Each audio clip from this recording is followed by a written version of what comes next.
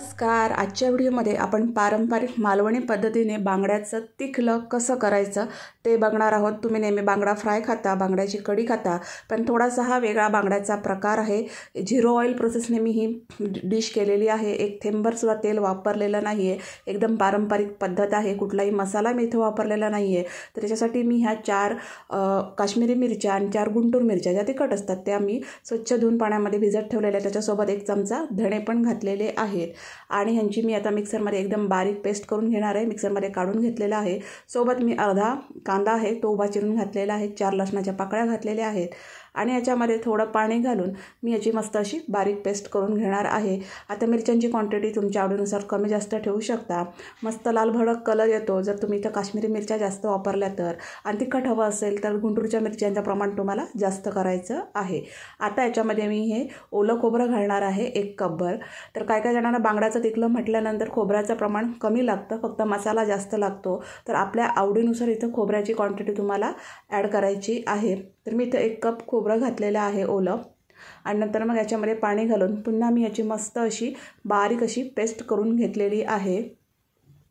तर कुठलाही मसाला वापरलेला नाही आहे, 1 थेंबर तेल पण वापरलेलं नाही आहे, त्यामुळे एकदम हेल्दी अशी ही माशाची रेसिपी आहे. तर मस्त अशी बारीक याची पेस्ट मी करून घेतलेली आहे. आता इथं मी काय केलेलं आहे तर थोडं आलं घेतलेलं आहे आणि 5 लसणाच्या पाकळ्या आणि 10-12 मी इथं तिरफळं वापरलेली आहेत.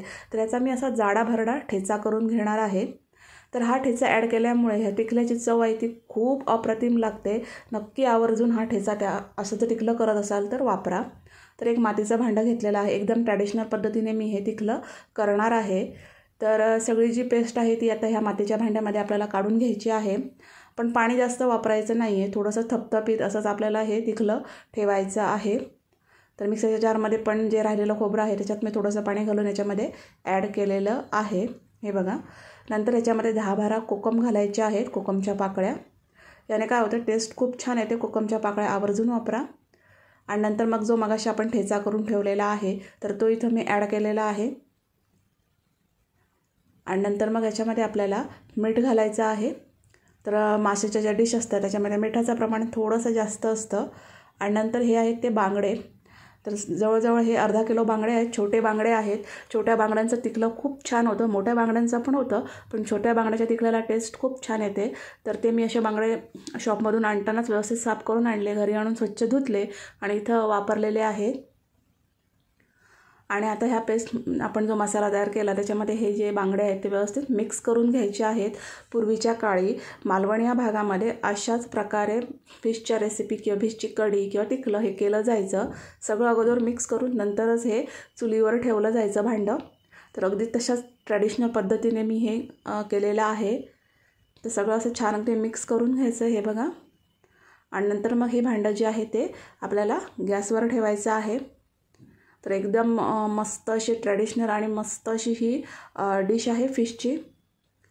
आणि याच्यावर झाकण ठेवून मीडियम टू स्लो गॅस फ्लेमवर मी याला 10 मिनटासाठी व्यवस्थित शिजवून घेतलेलं आहे. 10 मिनटानंतर बघू शकता याला मस्त अशी उकळी आलेली आहे. मासे पण मस्त एकदम शिजलेले आहेत आणि परफेक्ट असं आपलं हे बांगड्याचं तिखलं इथं तयार झालेलं आहे. खूप छान लागतं भाकरीसोबत किंवा भातासोबत. एक टेस्ट वेगळी टिपिकल असते ह्या तिखल्याची. खूप छान टेस्ट असते. मस्त तयार झालेला आहे बघू शकता. तर तेलाचा वापर न करता, कुठल्याही मसाल्याचा वापर न करता मस्त असं आपण हे पारंपरिक पद्धतीचं म्हणजे मालवणी पद्धतीचं बांगड्याचं तिखलं केलेलं आहे. किती सुंदर झालेलं आहे तुम्ही बघू शकता. तर मस्त अशी रेसिपी आहे बांगड्याची. नक्की ट्राय करा. आणि तुमच्याकडे जर मातीचं भांडं असेल तर त्याच्यामध्ये नक्की ही रेसिपी बनवा. फिशच्या रेसिपी ह्या मातीच्या भांड्यामध्ये खूप छान लागतात त्या भांड्यामध्ये केलेल्या. तर बघू शकता किती मस्त असं हे तिखलं झालेलं आहे.